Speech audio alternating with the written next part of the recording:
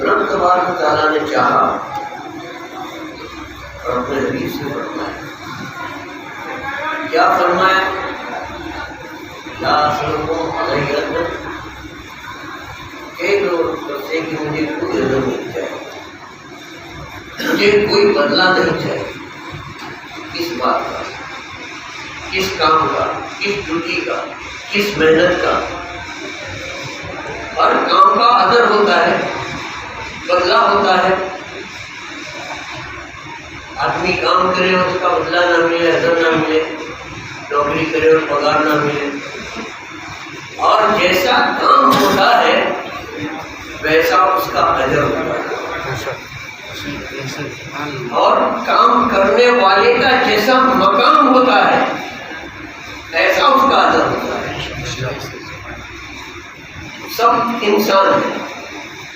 آپ ایک collector office میں چلے جائیں یا کسی کورٹ میں چلے جائیں،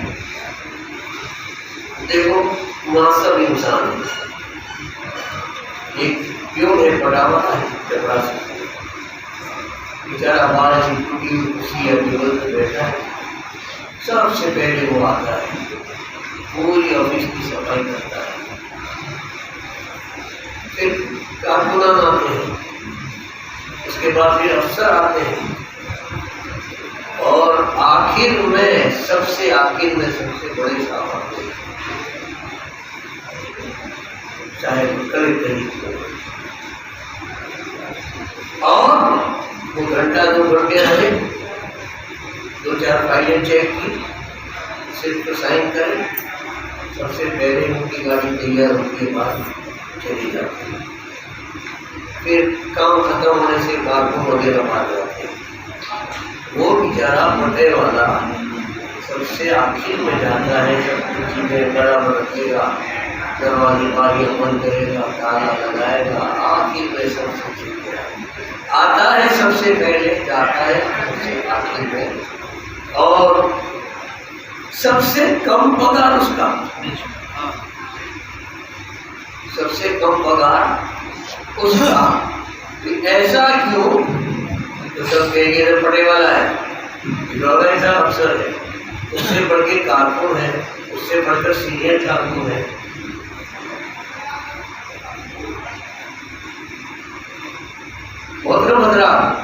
اس سے بڑھ کر بڑا آفیسر ہے، ڈپٹی کلکٹر ہے، پھر بڑا کلکٹر ہے۔ بڑے کلکٹر کا پگار کیا ہے کہ 50,000 70,000 80,000، کارکن کے 1000 25,000 30,000، سینئر کارکن کے 15,000 20,000، کوٹا والے لوگوں کے مہینے 10,000 ملتے ہیں۔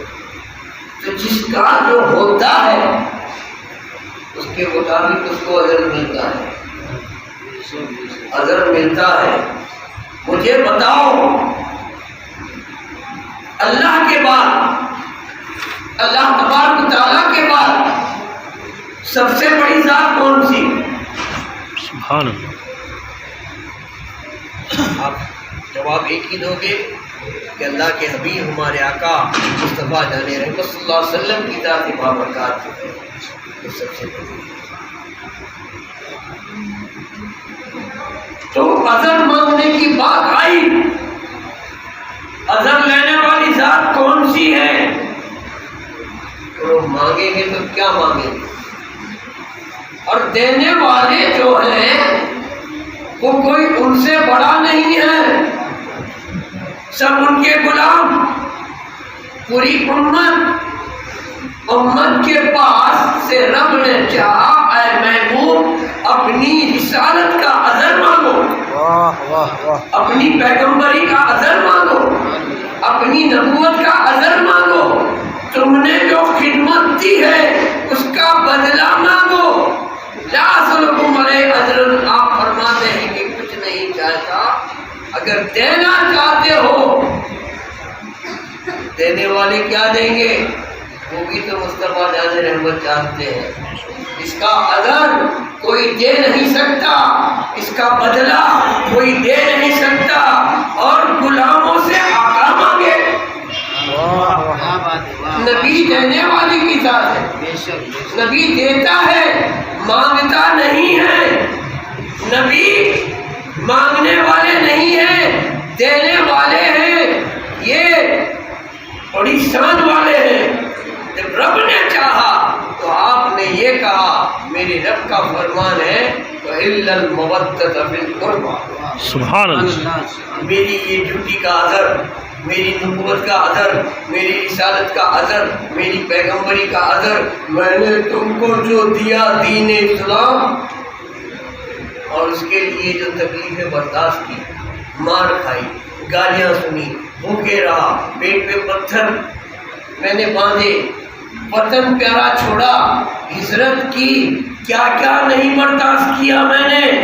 میاں آپ سے پہلے 1,24,000 یا 2,24,000 پیغمبر دنیا میں آئے، لیکن جتنی تکلیف اللہ کے آخری نبی اور اللہ کے پیارے حبیب کو دنیا والوں نے پہنچائی ہے، اس کے مقابلے میں کوئی اور نبی کو نہیں پہنچائی۔ اتنی تکلیفیں پہنچانے کے، برداشت کرنے کے بعد نبی ہمیں کیا دے رہے ہیں؟ بت پرستوں کو خدا پرست بنا رہے ہیں، جہنمیوں کو جنتی بنا رہے ہیں، جاہلوں کو عالم بنا رہے ہیں، وکیلوں کو سخی بنا رہے ہیں۔ نبی نے کیا دیا؟ وہ دیا جو کسی نے نہیں دیا۔ باپ نہ دے سکے بیٹے کو، وہ نبی نے دیا۔ ماں نہ دے سکے اپنی اولاد کو، وہ ہمارے آقا نے دیا۔ اس کا اجر کچھ نہیں مانگا، الا المودۃ فی القربى، میرے قرابت داروں سے، میرے گھر والوں سے آپ محبت کرو۔ محبت لفظ ہے، محبت نہیں۔ تو محبت کس کو کہتے ہیں، محبت کس کو کہتے ہیں؟ محبت اور مودت کو سمجھنے کے لیے ایک مثال آپ کو دے رہا ہوں، درود پاک پڑھ لیجیے۔ السلام علیکم یا رسول اللہ، سلام و سلام علیکم یا رسول اللہ۔ میں سارے میں بہت سارے تالاب ادھر ادھر دیکھتا ہوں، ہمارے تالاب ہوتے ہیں، تالاب میں پانی کے کچھ اندر جانور بھی ہوتے ہیں جو پانی میں رہتے ہیں، جیسے کہ میڈل، ریٹ کا کیکڑی، کچھوا، کاجو، پانی کی سانپ بھی ہے، مچھلی بھی ہے، مگر بھی ہے، یہ سب پانی میں رہتے ہیں۔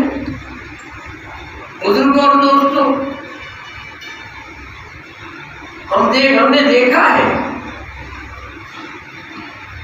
کہ جب تالاب میں سے پانی ختم ہو جاتا ہے تو میڈک جو ہے پانی سے باہر آ جاتے ہیں، زمین پر بھی آ کے وہ زندہ رہتے ہیں، مگر بھی پانی سے باہر نکل جاتا ہے، زمین پہ آ کے مرتا نہیں۔ کچھوا، کاٹوا بھی زمین پہ نکل آتا ہے، مرتا نہیں۔ پانی کے کچھ سانپ بھی ہیں، وہ بھی زمین پر رہ سکتے ہیں، لیکن ایک ہے مچھلی، مچھلی کو پانی سے باہر نکالو، وہ تھوڑی ہی دیر کے اندر دم توڑ دیتی ہے، مر جاتی ہے۔ ارے مچھلی، یہ تیرے ساتھ والے تو زمین پر بھی زندہ ہے، تو کیوں مر گئی؟ کیا بات، کیا بات، تو کیوں مر گئی، تو کیوں زندہ نہ رہی؟ تو مچھلی کہتی ہے میڈک نے پانی سے محبت کی ہے، کچھوا نے پانی سے محبت کی ہے، مگر نے پانی سے محبت کی ہے، یہ سب نے پانی سے محبت کی ہے، میں نے پانی سے مودت کی ہے۔ سبحان اللہ۔ محبت والے کبھی ادھر بھی چلے جاتے ہیں، کیا بات، کبھی ادھر بھی چلے جاتے ہیں، وہاں زمین پہ جاتے ہیں تو زمین کے ہو جاتے ہیں، پانی میں چلے جاتے ہیں تو پانی کے ہو جاتے ہیں۔ میں تو صرف پانی کی ہوں، پانی رہے گا تب میرا رہوں گی، پانی نہیں رہے گا تو میں نہیں رہوں گی۔ مچھلی کو پانی سے مودت ہے۔ اللہ تعالیٰ قرآن پاک میں فرماتا ہے کہ اے میرے پیارے حبیب کے امتیوں، تم پر میرے نبی کا کتنا بڑا احسان ہے۔ کلمہ تم کو کس نے دیا؟ نماز تم کو کس نے دی؟ حج تم کو کس نے دی؟ زکات تم کو کس نے دی؟ قرآن تم کو کس نے دیا؟ حدیث تم کو کس نے دی؟ دین تم کو کس نے دیا؟ یہ مسجدیں آج کس کے صدقے میں روشن ہے؟ یہ سب تو نبی صلی اللہ علیہ وسلم کی دین ہے، یہ سب آپ کا احسان ہے، اور یہ دے کر ہم سے کچھ نہ مانگا، صرف مودت اپنے قرابت داروں سے، الا المودت فی القربى۔ اگر میری رسالت کا اثر دینا چاہتے ہو تو میرے گھر والوں سے مودت کرو۔ اے مودت یعنی ان کے بغیر تم رہ نہ سکو، محبت نہیں مودت۔ تفسیر آپ پڑھو گے قرآن پاک کی تو آپ کو بات یہ بڑی آسانی سے سمجھ میں آ جائے گی۔ درود پاک پڑھ لیجیے، صلی اللہ علیہ وسلم، صلاۃ و سلام علیک یا رسول اللہ، صلاۃ و سلام علیک یا حبیب اللہ۔ اور یہ چاہنا نبی کی نہیں ہے، اچھا نبی نہیں مانگے، رب نے منگوایا۔ آگے لفظ کل کو آپ سمجھیے، کہہ دو محبوبہ، یہ اللہ تعالیٰ کہہ رہا ہے، اللہ تعالیٰ کہلوا رہا ہے، اللہ تعالیٰ کہلوا رہا ہے۔ تو امت کے لیے نبی کے گھر والوں سے مودت کرنا واجب ہو جاتا ہے، یہاں تک کہ حضرت امام شافعی رضی اللہ تعالیٰ عنہ نے اہل بیت حضرات کی محبت کو فرض قرار دی ہے، ہمارے امام نے واجب قرار دی ہے۔ امام اعظم ابو حنیفہ کے نزدیک اہل بیت کی محبت واجب ہے، امام شافعی کے نزدیک فرض ہے۔ جب آپ نے فرض کا فتویٰ دیا تو لوگوں نے آپ پر رافضی کا فتویٰ لگایا، یہ تو رافضی ہو گئے، رافضی ہو گئے یعنی شیعہ ہو گئے میاں۔ تو اس زمانے میں آج سے 1200 سال پہلے کی بات ہے، آج کل کی نہیں۔ امام شافعی کب ہوئے؟ امام احمد حنبل کب ہوئے؟ امام مالک کب ہوئے؟ امام ابو حنیفہ کب ہوئے؟ میاں بزرگ اور دوستو، یہ تو تاریخ پڑھنے کی ہم کو کہاں فکر ہے، یہ بزرگ مولوی صاحب کرتے ہو ہم کو آج فکر نہیں ہے۔ 1200 سال پہلے کی باتیں بزرگ اور دوستو۔ حضرت امام ابو حنیفہ جس سال آپ نے پردہ فرمایا ہجری سن 150 میں، اس سال امام شافعی پیدا ہوئے۔ امام ابو حنیفہ کے بعد امام مالک ہے، امام مالک کے بعد امام شافعی ہے، امام شافعی کے بعد امام احمد بن حنبل ہے۔ ناجز نے چاروں اماموں پر کتاب لکھی ہے، پریس پہ ہے، انشاءاللہ شاید مجھے تو ملے گا، کبھی چل رہی ہے پورے بات سے۔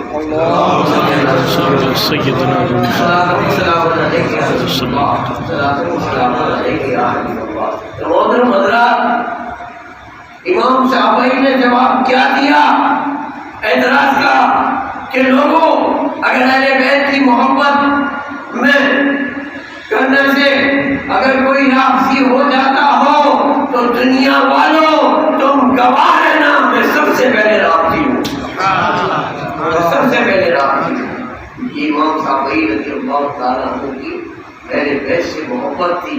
آپ نے کہہ دیا ان کی محبت کرنے میں اگر کوئی مجھے شیعہ کہتا ہو تو میں سب سے پہلے شیعہ ہوں گے۔ تب کہ یہ آیت کریمہ اس لیے میں نے تلاوت کی تھی کہ ابھی ہم نے اہل بیت اطہار کا بہت بہت ذکر سنا ہے۔ اللہ تبارک و تعالیٰ نے اپنے حبیب سے اذر نبوت کا مانگا ہے، اور اذر مل کے رہتا ہے۔ اس سے پہلے بھی کچھ لوگوں نے اذر مانگا ہے۔ حضرت ابراہیم علیہ السلام نے اللہ کا گھر کعبہ تعمیر کیا، کعبہ تعمیر ہو گیا، خدا کا گھر بن گیا کعبۃ اللہ۔ ابراہیم علیہ السلام نے بارگاہ الہی میں اس کا اجر مانگا۔ آپ نے دعا مانگی ایک پتھر پر کھڑے رہ کر، کیا دعا مانگی؟ کیا دعا مانگی؟ آپ نے یہ دعا مانگی کہ مولا تیرا گھر تیار ہو گیا ہے، اس تیرے بندے نے تیرا گھر بنایا ہے، اس کا اجر میں روپیہ میں دولت میں سونے میں چاندی میں ہیرے میں موتی نہیں چاہتا، دنیا کے کسی ملک کی حکومت نہیں چاہتا، مجھے اور زمین جل اور جوڑوں کچھ نہیں چاہیے، تیرا گھر بنایا ہے، اس کا اجر میں تجھ سے یہ چاہتا ہوں مولا میری نسل میں میری اولاد میں تیرا حبیب پیدا کر دے، تیرا محبوب پیدا کر دے۔ کعبہ بنانے کی مزدوری مانگ رہے ہیں خلیل اللہ ابراہیم علیہ السلام، اللہ کا گھر بنایا اور کیا مانگ رہے ہیں؟ کیا مانگ رہے ہیں؟ آپ چاہتے تو دنیا کی حکومت جیسے حضرت سلیمان علیہ السلام کو ملی تھی، آپ مانگ لیتے تو مل جاتی، نبی کی تو دعا کبھی رد ہوتی ہی نہیں ہے۔ اللہ تبارک و تعالیٰ نے آپ کو خوش کر دیا، اے خلیل اللہ چاہو کہ تمہاری دعا قبول ہے، میرا محبوب اب آپ کی ہی نسل میں پیدا کروں گا، آپ ہی کی نسل میں پیدا کروں گا۔ دیکھیے ابراہیم علیہ السلام نے نسبت نبی مانگی، کیا مانگا؟ نسبت کیا چیز ہوتی ہے اسے سمجھو، کل میدان محشر ہوگا، ہر نبی کی آمد ہوگی، ہر نبی کی ایک پہچان ہوگی، پہچان کیا ہوگی؟ سیدنا آدم علیہ السلام تشریف لائیں گے، لوگ پکار اٹھیں گے اللہ کے سب سے پہلے نبی اور سب سے پہلا انسان آ رہا ہے، حضرت نوح علیہ السلام آئیں گے تو لوگ کہیں گے ان کے زمانے میں پانی کا بڑا طوفان آیا تھا، پوری دنیا ڈوب گئی تھی، غرق ہو گئی تھی، وہ نوح ہے۔ موسیٰ علیہ السلام آئیں گے تو کہیں گے ضرور کلیم اللہ آ رہے ہیں، اللہ سے کلام کرتے تھے، اللہ سے باتیں کرتے تھے۔ یونس علیہ السلام آئیں گے تو لوگ کہیں گے ارے یہ وہ یونس جو مچھلی کے پیٹ میں بھی زندہ رہے، ایک مچھلی دوسری مچھلی کو کھا گئی تھی، ایک روایت کے مطابق 3 دن تک رہے اور ایک روایت کے مطابق 7 دن تک کے مچھلی کے پیٹ میں سلامت رہے، لا الہ الا اللہ سبحانک انی کنت من الظالمین کی تسبیح آپ پڑھتے رہے۔ حضرت یونس کی یہ پہچان ہوگی۔ حضرت یوسف آئیں گے تو لوگ کہیں گے بڑا حسین و جمیل خوبصورت پیغمبر آ رہا ہے۔ ایوب علیہ السلام آئیں گے تو لوگ کہیں گے کہ بڑا صابر، بہت بڑا صابر صبر کرنے والا نبی آ رہا ہے۔ میاں داؤد علیہ السلام آئیں گے تو کہیں گے کہ ان کی آواز تو ایسی آواز تھی کہ جب یہ زبور کی تلاوت کرتے تھے تو آسمان کے اڑتے پرندے ٹہر جاتے تھے۔ لہن داؤدی تیرا سب کو ہر نبی کی ایک پہچان ہوگی۔ سلیمان علیہ السلام آئیں گے تو لوگ کہیں گے کہ پوری دنیا پر حکومت کرتے تھے، میں جب آؤں تو میرے پروردگار میرے رب میری پہچان یہ نہ ہونی چاہیے کہ میں نے تیرا گھر بنایا ہے، لوگ مجھے اس طریقے سے یاد نہ کریں۔ میں جب آؤں تو میری پہچان یہ نہ ہونی چاہیے کہ تیری رضا کے لیے میں نے اپنے فرزند کی گردن پر چھری رکھ دی تھی، اپنے بیٹے کی قربانی پیش کی تھی، اپنے بیٹے کو قربان کرنے والا پیغمبر آ رہا ہے، یہ بھی میری پہچان نہیں ہونی چاہیے۔ رب تبارک و تعالیٰ کی بارگاہ میں یہ کہتے ہیں کہ تیری رضا کے لیے میں نے میری حسین و جمیل نوجوان خوبصورت بیوی کو اور سیر کھار چھوٹے معصوم بچے کو بیابان جنگل میں چھوڑ دیا تھا، میری یہ بھی پہچان نہیں ہونی چاہیے۔ اے اللہ جب میری آمد ہو میدان حشر میں تو لوگ مجھے دیکھ کر کہے کہ رسول اللہ کے دادا آ رہے ہیں، نسل میں تیرا حبیب پیدا کر دے، مجھے تیرے حبیب سے نسبت جوڑ دے۔ جس پتھر پر کھڑے رہ کر خلیل اللہ نے یہ دعا مانگی، اللہ تعالیٰ نے انہیں 2 انعام عطا کیے۔ پہلی دعا تو قبول ہو گئی کہ جا تیری ہی نسل میں میرا حبیب پیدا ہوگا، اور دوسرے 2 انعام اللہ کی طرف سے دیے گئے۔ جس پتھر پہ کھڑے تھے اس پتھر پر کھڑے رہ کر مصطفیٰ کی پیدائش کا ذکر ہوا، میلاد کی بات آئی، نبی کی پیدائش کی بات آئی، میری نسل میں تیرا نبی پیدا ہو جائے، تیرا حبیب پیدا ہو جائے۔ مصطفیٰ کی میلاد ہوئی، یہ سب سے پہلی میلاد حضرت خلیل اللہ نے پڑھی۔ مصطفیٰ کی پیدائش کا ذکر خلیل اللہ نے کیا تو پتھر بھی وزن میں آ گیا، موم بن گیا، اور خلیل اللہ کے قدم کو گوشے دے دیے، اس پہ نشان پڑ گئے۔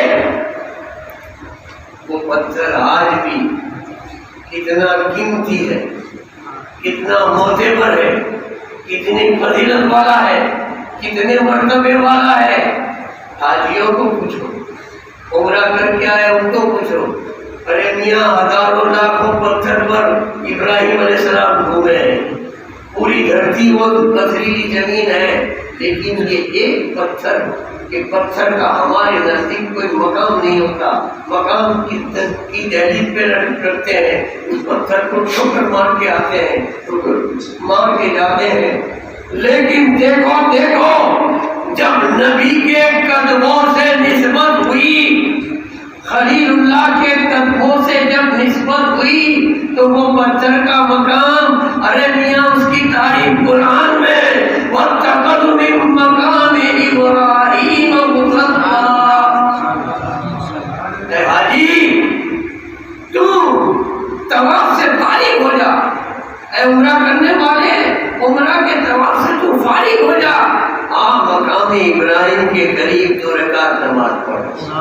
وَاتَّخَذُوا مِن مَّقَامِ إِبْرَاهِيمَ مُصَلًّى، وہ مقام ابراہیم ہے، آج سامنے ہے کعبہ، اللہ کا گھر، تو ادھر ہے خلیل اللہ کا گھر۔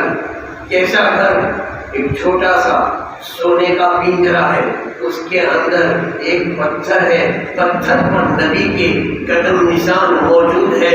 تم پورے حرم میں کہیں بھی 1 رکعت نماز پڑھ لو، 1,00,000 رکعت نماز پڑھنے کا ثواب ملتا ہے، لیکن یہ اسپیشل آرڈر اللہ تعالیٰ نے فرمایا کہ اے حاجی حج کرنے والے، عمرہ کرنے والے، طواف سے فارغ ہو جا، اس پتھر کے قریب نماز پڑھ، یہاں قریب میں نماز پڑھ، دائیں بائیں پڑھ، اس کے پیچھے پڑھ، لیکن یہاں نماز پڑھ۔ پتھر کا ذکر قرآن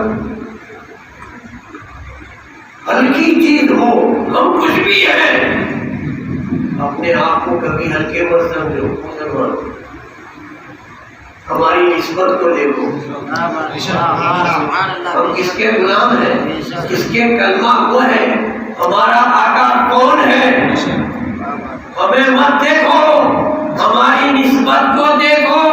وہ پتھر کہتا ہے کہ اے سونا، تجھے ساری دنیا پتھر کے مضبوط مکانوں میں رکھتے ہیں، اور سونے کا یہ پنجرے کے اندر پتھر ہے، بتاؤ سونا قیمتی ہے کہ یہ پتھر قیمتی ہے؟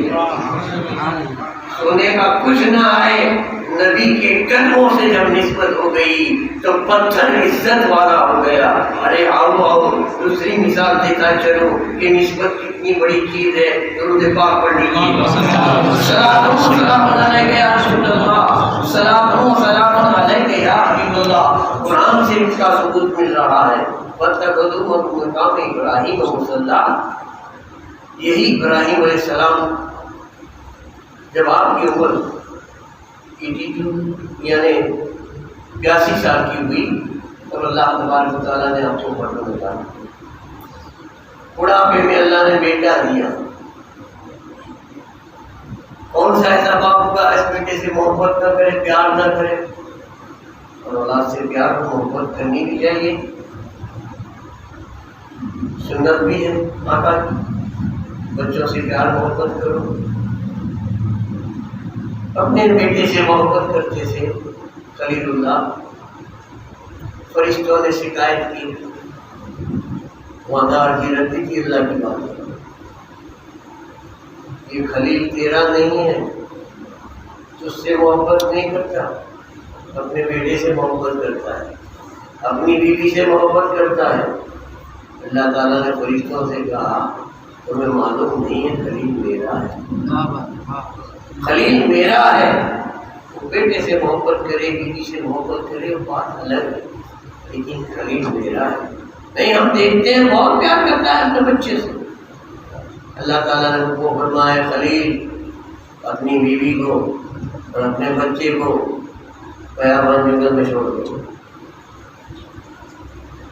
ابراہیم علیہ السلام نے فوراً نہیں کیا، یہ نہ دکھا کہ حسین و جمیل خوبصورت ہے، اور بی بی حاجرہ کسی غریب گھر کی بیٹی کا نام نہیں ہے، مصر کے بادشاہ کی بیٹی شہزادی تھی، جس نے دھوپ کیا ہے، خوب کیا ہے، پیاس کیا ہے کبھی دیکھا نہیں تھا۔ ابراہیم علیہ السلام کی یہ بیوی اور ننھے سے سیر خوار حضرت اسماعیل کو آپ ایسے چٹیل میدان میں چھوڑ کے آتے ہیں جہاں کوئی درخت کا نام و نشان نہیں ہے، جہاں کہیں ایک قطرہ پانی نہیں ملتا، جہاں انسان کوئی حیوان نظر نہیں آتا۔ اوپر آسمان ہے، نیچے پتھریلی زمین ہے اور ریگستان ہے، ریت کا عالم ہے، ایسی جگہ پہ چھوڑ دیا اور پیچھے منہ کے نہ دیکھا۔ بی بی حاجرہ نے کہا اے میرے سرکار، اس عالم میں یہاں پر مجھے اور آپ کے اس بیٹے کو کس کے سہارے چھوڑ کے جا رہے ہیں؟ آپ نے پیچھے نہیں دیکھا، پیچھے دیکھے تو بیوی کی محبت ابھر آتی تھی، بچے کی محبت ابھر آتی، پیچھے دیکھے بغیر ابراہیم علیہ السلام نے کہہ دیا حاجرہ تجھے بچے کو اللہ کے حوالے کر کے جاتا ہوں۔ حاجرہ بھی حاجرہ تھی، جب لفظ اللہ آیا مجھے اللہ کے حوالے کرتے ہو، اپنے لیے کوئی فکر نہیں، اپنے کوئی چنتا نہیں، میرا کار ساتھ ہو۔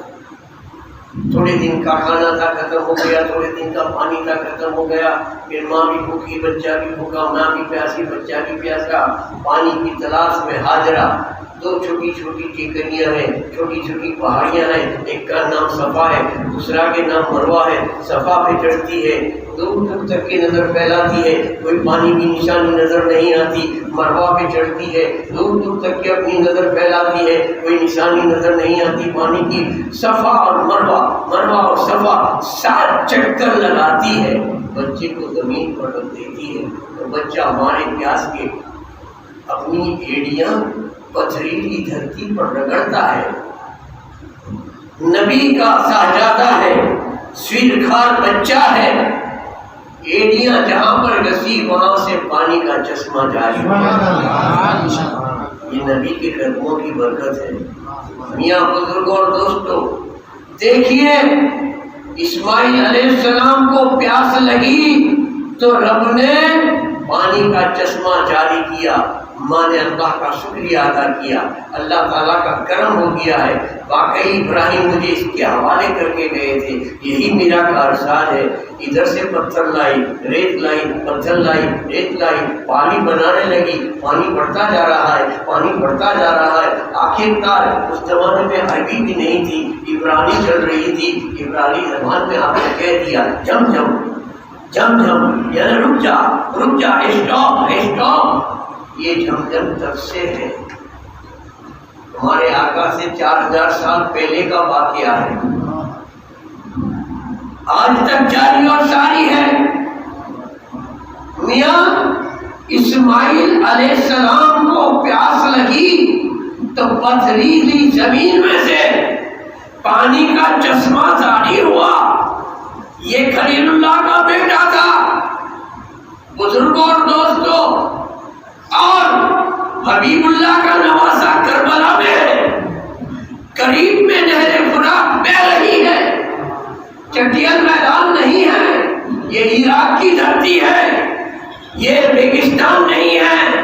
یہاں تو پانی کا انتظام ہے، درخت بھی ہے، سب کچھ بھی ہے، 3 دن کے بھوکے اور پیاسے ہیں، پانی پر پہرا لگا دیا گیا ہے۔ یا رسول اللہ، یا حبیب اللہ، آپ کے نوازوں کے لیے پانی پر پہرا، پانی ہے، پھر بھی حسین اور حسین کے گھر والوں کے اوپر پانی مل نہیں رہا ہے۔ یہ نبی کے حبیب کے صاحبزادے ہیں، یہ نبی کے گھر والے ہیں، وہ خلیل کا بیٹا تھا، اس کے لیے تو نے پانی بھیجا۔ اس بات کو ذہن نصیب رکھیے، کس کا مقام اونچا ہے بتاتا ہوں میں۔ درود پاک پڑھ لیجیے، سلام علیہ یا رسول اللہ، سلام علیہ یا حبیب اللہ۔ محترم حضرات، یہ اسماعیل علیہ السلام بڑے ہوئے، 6-7 سال کے ہوئے، اللہ تعالیٰ نے پہلے دن رات کو خواب میں حکم دیا، اے خلیل اللہ میری راہ میں قربانی دو۔ صبح اٹھے 100 اونٹ قربان کر دی۔ دوسری رات کو خواب میں یہ حکم آیا، پھر 100 اونٹ قربان کر دی۔ تیسری رات کو بھی حکم آیا، پھر 100 اونٹ قربان کر دی۔ 300 اونٹ کو اللہ کی راہ میں قربان کر دیے۔ پھر اللہ تعالیٰ فرماتا ہے، اے خلیل اللہ اپنے بیٹے کی قربانی دو۔ آپ نے قربانی کی تیاری کی، بیوی کو کہہ دیا اسماعیل کو تیار کر دو، نہلاؤ دھلاؤ، اچھے کپڑے پہناؤ، ہم ایک دعوت پہ جائیں گے۔ آپ کو تیار کر دیے گئے، بیٹے کو لے جایا گیا وادی مینا، جہاں حاجیوں کا ڈیرا لگتا ہے، وہاں لے جائے گئے۔ تو اس کا بڑا طویل لمبا ہے، میں یہ کہنا چاہتا ہوں کہ اسماعیل کو جب پیاس لگی تھی تو اللہ تعالیٰ نے پانی جاری کیا تھا، زمزم شروع کیا تھا۔ اب ان کی گردن پر چھری رکھی جاتی ہے، چھری نہیں چلتی۔ واقعہ تو آپ ہر سال سنتے ہیں، پڑھتے ہیں۔ اسماعیل کی گردن پر چھری نہ چلی، حسین کی گردن پر خنجر چل گیا۔ کیوں؟ سوچا بھی نہیں، غور بھی کیا ہے کہ اس کی گہرائی میں جاؤ، اس کی گہرائی میں اگر پہنچنا ہے تو ابراہیم علیہ السلام کی دعا یاد آئے گی، دعا یاد آئے گی۔ کیا اللہ تبارک و تعالیٰ سے آپ نے مانگا تھا کہ تیرا گھر میں نے بنایا ہے، اس کا عذر میں اور کچھ نہیں چاہتا، میری اولاد میں، میری نسل میں تیرا حبیب پیدا کر۔ ان سے، ابراہیم سے، پھر بیٹے اسماعیل، اور اسماعیل کی نسل میں پیڑھی در پیڑھی، پیڑھی در پیڑھی، 4000 سال کے بعد عبداللہ تک یہ سلسلہ جاری رہا، اور پھر اللہ کے حبیب دنیا میں تشریف لائے۔ آپ آئے، فاطمہ آئی، فاطمہ آئی، حسن آئے، حسین آئے۔ رب تبارک و تعالیٰ نے شہادت کا بڑا مرتبہ، سب سے اعلیٰ اور اونچا مقام امام حسن اور حسین کے لیے پہلے دن سے مقرر کر کے رکھا تھا۔ کب مقرر کر کے رکھا تھا؟ میاں ابھی حضور بھی دنیا میں نہیں آئے، علی بھی نہیں آئے، حسن بھی نہیں آئے، حسین بھی نہیں آئے، تب سے مقرر تھا، تب سے مقرر تھا کہ اسی کی اولاد میں حسن کو پیدا کرنا ہے، حسین کو پیدا کرنا ہے۔ تو مانا چھری چلی اور پانی بھی اللہ نے پیدا کر دیا۔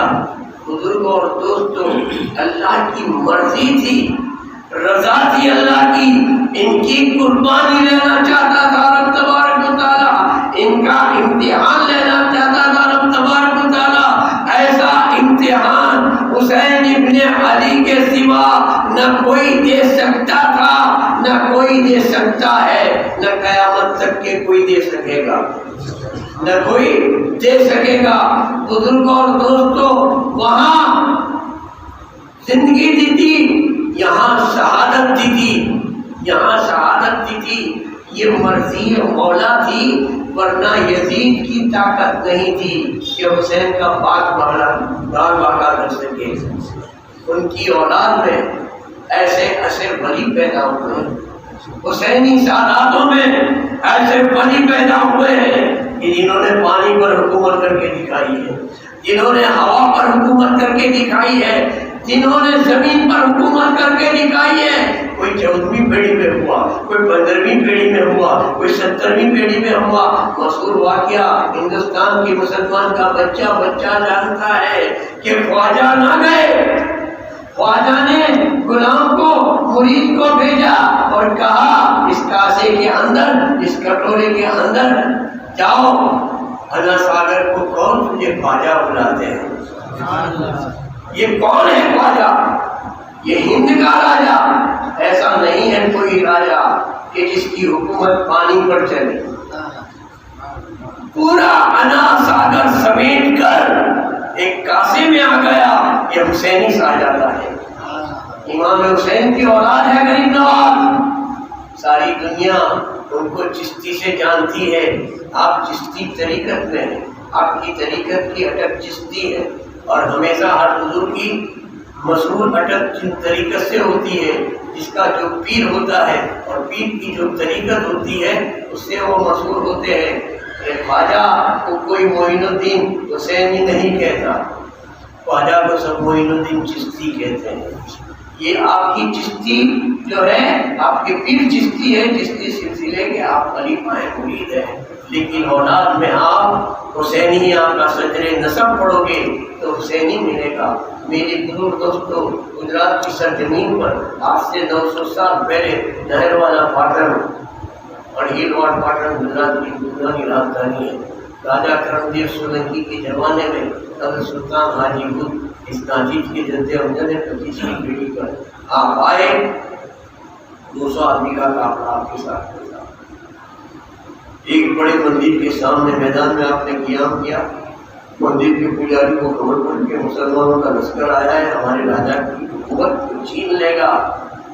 راجا کو خبر دی، راجا نے 2000 آدمی کا لشکر بھیجا، جاؤ ان کو پکڑ کے لاؤ میرے پاس۔ 2000 کا جب لشکر آیا تو قریب آیا، سلطان حاجی بت نے زمین سے کہا انہیں پکڑ لو۔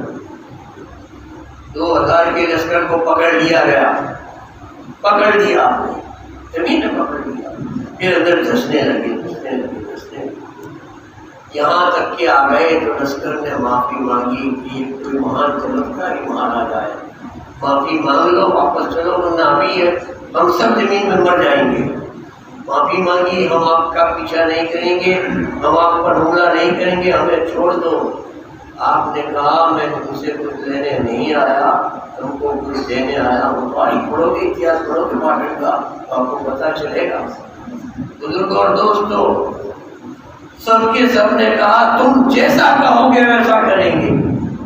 آپ نے سب کو کلمہ پڑھا دیا، 2000 کا لشکر ایک ساتھ میں مسلمان بنا، اس میں چوہان، پرمان، سولنکی، واگھیلا، راٹھوڑ، بھڑیا اور 7-8 ٹکر، یہ سب رجپوت تھے۔ اس زمانے میں سلطان حاجی بت رحمۃ اللہ علیہ کی دست اقدس پر ایمان لے آئے۔ آج وہ اٹکے 900 سال کے بعد بھی ہمارے اندر ہے، آج بھی ہمارے اندر واگھیلا ہے، برمان ہے، سولنکی ہے، راٹھوڑ ہے، آج بھی ہے، نام اسلامی ہے، اٹکے آج بھی رجپوتانہ ہے، زمین پر حکومت کر گئے۔ امام حسین کی 15ویں پیڑھی کا ساجادہ ہے۔ ایسے بے شمار اولیاء کرام ہیں میرے بزرگوں اور دوستوں۔ تو امام حسین کے پوتوں میں طاقت ہے تو امام حسین میں طاقت نہیں تھی؟ ارے وہیں سے تو یہ فیض ملا ہے، وہیں سے تو ولایت ملی ہے، وہیں سے تو یہ نور ولایت حاصل ہوا ہے۔ خزانہ تو امام حسین ہے۔ امام حسین اللہ کی رضا میں راضی رہنا چاہتے تھے۔ تیری رضا یہ ہے کہ میں بھوکا رہوں تو آپ بھوکے رہ سکتے ہیں، تیری رضا یہ ہے کہ پیاسا رہوں تو ہم پیاسے رہیں گے، تیری رضا یہ ہے میری راہ میں گردن کٹا دو ہم گردن کٹا دیں گے۔ نہ کبھی کی، نہ ہوگی، نہ شکوا کیا، نہ شکایت کی۔ ارے یہاں تک کہ اخلاق حسنہ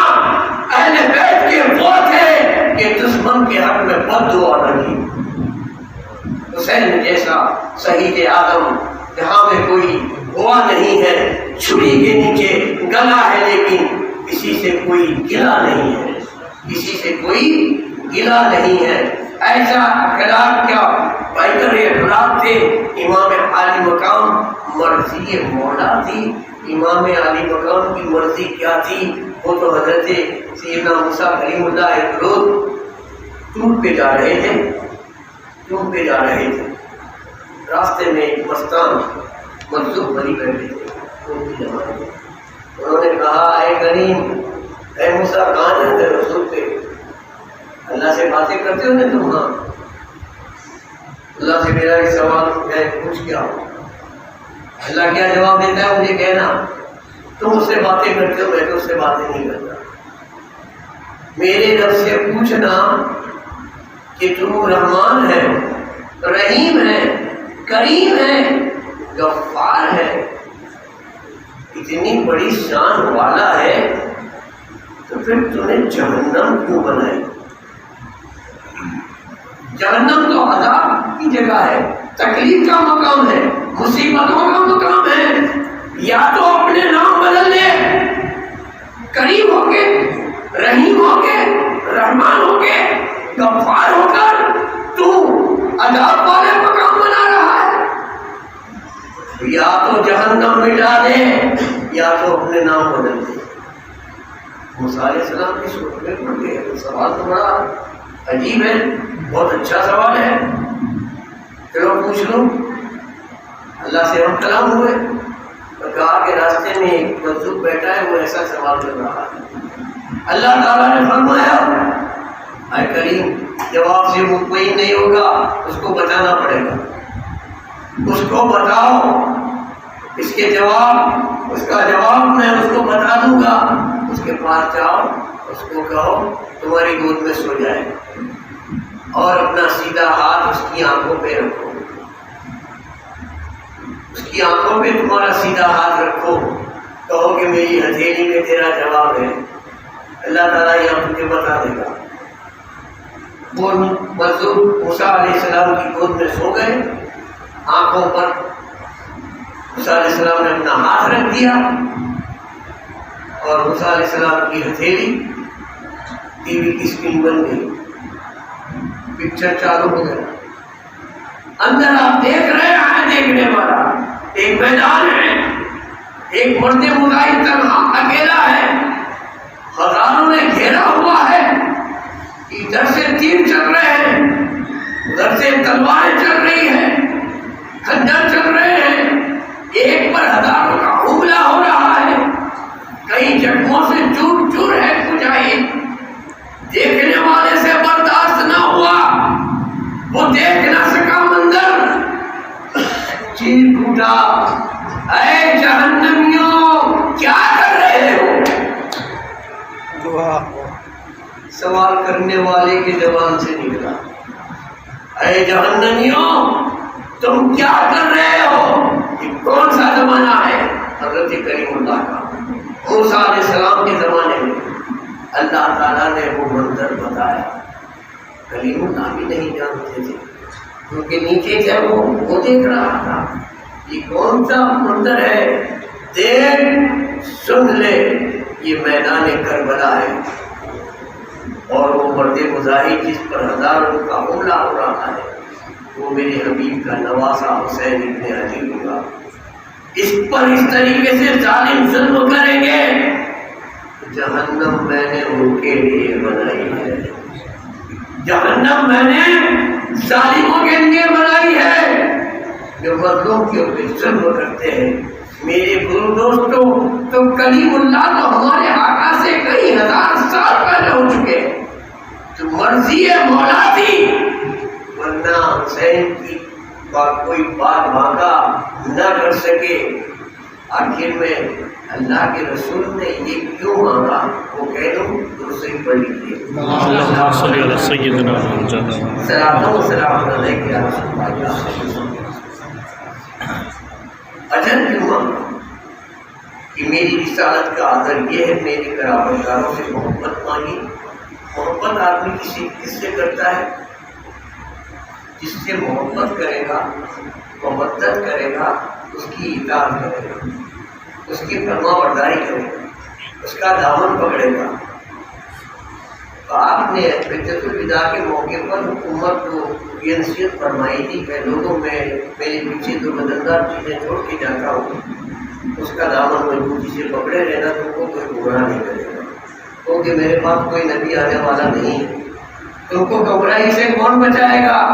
دو چیزیں چھوڑ کے جاتا ہوں، قیامت تک تمہارے پاس رہے گی، قیامت تک تمہارے پاس رہے گی۔ تو کون سی دو چیزیں ہیں؟ ایک تو ہے اللہ کی کتاب قرآن مجید، اور دوسری ہے میری فطرت، میری اولاد۔ ان کا دامن پکڑنے والا کبھی گمراہ نہیں ہوگا۔ آج ہم امت کا حال دیکھتے ہیں، کچھ لوگ صرف اہل بیت کو پکڑ کے بیٹھے ہیں، قرآن کو چھوڑ دیا ہے۔ کچھ لوگوں نے قرآن کو مضبوطی سے پکڑا ہے، اہل بیت کو چھوڑ دیا ہے۔ نہ تو یہ سیدھے رستے پہ ہیں، نہ تو وہ سیدھے رستے پہ ہیں۔ الحمدللہ ہم فخر سے کہتے ہیں اہل سنت والجماعت ہے، ہمارے پاس قرآن بھی ہے اور اہل بیت کا دامن بھی ہے، اہل بیت کا دامن بھی ہے اور اللہ کی کتاب کا دامن بھی ہے۔ تو اہل سنت والجماعت کا بیڑا تو پار ہے۔ امام اہل سنت اعلیٰ حضرت فاضل بریلوی، جن کا اس مبارک مہینے میں روز مبارک آ رہا ہے، یہ بڑا فضیلت والا مہینہ ہے۔ ایک مجدد نہیں، دو مجدد کے عرص سے اس مہینے کے اندر، اور اہل بیت کے سبق چمکتے ستارے، امام حسین کے بڑے بھائی امام حسن کا بھی عرص ہے 28 صفر کو، 25 کو میاں 14ویں صدی کے مجدد عاشق اعلیٰ رسول، عاشق اہل بیت احمد رضا خان علی رحمت اور اس کو مبارک ہے۔ کوئی پوچھے ہم سے کہ تمہارے پاس سنی ہونے کی سند کیا ہے، کوئی پوچھے ہم سے کہ تم اہل سنت کی تمہارے پاس سند کیا ہے، تو ہم کہتے ہیں کہ اعلیٰ حضرت ہماری سند ہے۔ اعلیٰ حضرت آج کی صدی میں سنیوں کی سند ہے۔ بزرگوں اور دوستوں، جتنے بھی باطل فرقے ہوئے سب نے اہل سنت پر حملہ کیا، اور واحد تنہا ایک عاشق رسول احمد رضا نے سب کو جواب دیا۔ قلم کیا تھی اعلیٰ حضرت کی کہ تلوار اس کے آگے کچھ کام نہ کرے۔ یہاں اتنی کتابیں لکھ گئے ہیں، اتنی کتابیں لکھ گئے ہیں کہ جو ابھی پوری تو شائع نہیں ہو چکی، کہیں تو ابھی گرمی حالت میں رہی ہے۔ اعلیٰ حضرت کا وہ مقام ہے، ہم سادات ہوتے ہوئے بھی ان سے محبت کرتے ہیں۔ ہم کیوں محبت نہ کریں؟ سادات سے انہوں نے محبت اور سید اعلیٰ حضرت سے محبت کرے گا کیونکہ اعلیٰ حضرت نے سید سے محبت کی ہے۔ بزرگ اور دوستوں، اور ایک مجدد الفسانی رحمۃ اللہ علیہ سرہند شریف میں ہے، ان کا بھی اسی مہینے کے اندر عرس مبارک ہے۔ مجدد الفسانی، امام حسن، اعلیٰ حضرت اور بھی کئی بزرگوں کے عرس مبارک اسی مبارک مہینے کے اندر آتے ہیں، اور ہم اہل سنت والجماعت کا یہ طریقہ ہے، ہر بزرگ کا دین اپنے اپنے طریقے سے ہم مناتے ہیں۔ دو مجدد کے جب عرس جمع ہوتے ہوں گے، ارے مجدد الفسانی رحمۃ اللہ علیہ کی شان کو آپ کیا سمجھتے ہو؟ اکبر جیسے سمراٹ کو جس نے کفر کا فتویٰ دیا تھا وہ ہے مجدد الفسانی رحمۃ اللہ علیہ، جس نے دین الہی نام کا نیا مذہب کیا تھا، جس نے نبوت کا دعویٰ کیا تھا، اس اکبر کو کافر کا فتویٰ دینے والا اگر کوئی ہندوستان میں عالم تھا تو مجدد الفسانی رحمۃ اللہ علیہ تھے۔ ان کا سرہند کے اندر بازار ہے۔ میرے پاس ایک فرمائش آئی تھی لیکن وقت نہیں ہے، انشاءاللہ کسی اور موقع پر بزرگان دین کی شان میں بیان کروں گا۔ تو حضرت ثابت بن قیس رحمۃ اللہ علیہ کی شان میں کہیں برسوں پہلے مجھ سے وہ حضرت نے سنا تھا، انہوں نے کہا لیکن عنوان میرا یہ تھا، میں نہیں بیان کر سکا، وقت ہو چکا ہے، بڑی دیر سے آپ بیٹھے ہیں۔ اللہ تبارک تعالیٰ کی بارگاہ میں دعا ہے کہ مولانا تعالیٰ بولنے میں مجھ سے کوئی غلطی ہو گئی ہو تو اپنے فضل و کرم سے معاف فرما کے قبول فرمائے، آپ کا بیٹھنا قبول فرمائے، ہمارا بولنا قبول فرمائے، اور اس مجلس کا جو بھی ثواب ہے مرحومہ کے نام اعمال میں درج فرما کر مرحومہ کی بال بال کروڑ کروڑ مغفرت فرما کر جنت الفردوس میں اعلیٰ مقام عطا فرمائے۔ وما علینا الا البلاغ المبین۔ صلاۃ و سلام علیہ۔